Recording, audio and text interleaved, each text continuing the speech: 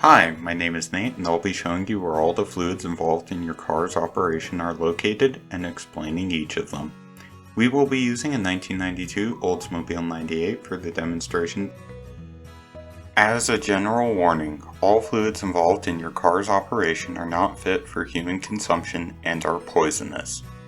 Always wash your hands after working with one of these fluids, and in the case of ingestion, please contact poison control at the number shown on screen. Additionally, refer to the specific instructions on each fluid container in the case of exposure to sensitive areas. By the end of this video, you will know where and how to check your oil, power steering, transmission, brake, coolant, and windshield wiper fluids.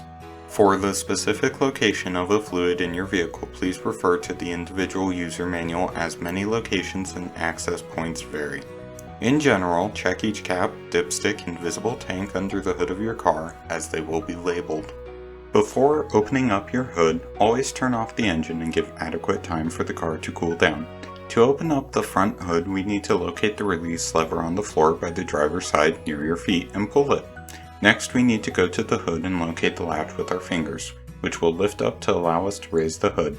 Once the hood is raised, secure it with either the metal prop rod or the inbuilt hydraulic hinges. This is a dipstick. It is used to measure the amount of fluid in a tank. It does so by the use of two indicators on its shaft. To properly use one, you must first remove it and wipe it down. Next, reinsert the dipstick into the tank and pull it out. The fluid should be between the two indicators. If below the bottom indicator, you need to add additional fluid. Oil is important because it lubricates the engine and seals the combustion chambers. This is where the oil intake and dipstick are located. When the oil is low, fill using the intake and dipstick to check, and if your oil is exceptionally dark or thick, you're in need of an oil change. Power steering is the hydraulic fluid for the car's steering wheel and is used to make turning easier. This cap is both the intake and dipstick for power steering fluid. If your power steering fluid is low, fill using the intake and verify with the dipstick. Additionally, if the fluid is opaque and very dark, you likely need to replace it. Transmission fluid serves to lubricate the gears in the transmission, which allows gears to shift smoothly, thus preventing wear. To check the transmission fluid, use the dipstick located here. The dipstick tube also doubles as the intake. If the transmission fluid is low, add small amounts through the dipstick tube and verify the level after each pour.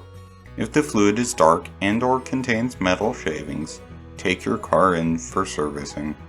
Brake fluid is an essential fluid for the safe operation of a vehicle as it conveys force to the brake pads.